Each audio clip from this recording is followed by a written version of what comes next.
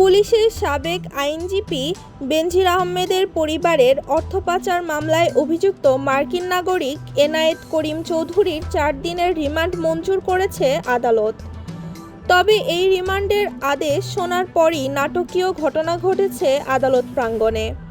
আদালতের বিচারক রিমান্ডের আদেশ ঘোষণার সাথে সাথেই এনায়েত করিম চৌধুরী অসুস্থ হয়ে কাঠগড়ার বেঞ্চে ঢলে পড়েন। উপস্থিত পুলিশ সদস্যরা দ্রুত তাকে ধরে ফেলেন এবং কাঁধে ভর দিয়ে হাজতখানায় নিয়ে যান। এই অপ্রত্যাশিত ঘটনায় আদালত প্রাঙ্গণে কিছুক্ষণের জন্য উত্তেজনা সৃষ্টি হয়। দুর্নীতি দমন কমিশনের উপপরিচালক মোহাম্মদ হাফিজুল ইসলাম এই মামলার তদন্ত করছেন। তিনি আসামিকে 5 দিনের রিমান্ডে নেওয়ার আবেদন করেছিলেন। শুনানি শেষে আদালত 4 দিনের রিমান্ড মঞ্জুর করেন। বেনজির আহমেদের পরিবারের বিরুদ্ধে 11 কোটি 34 লক্ষ টাকার সন্দেহজনক লেনদেনের মাধ্যমে অর্থ পাচারের অভিযোগে দুদক চলতি বছরের 20 ফেব্রুয়ারি মামলাটি দায়ের করে।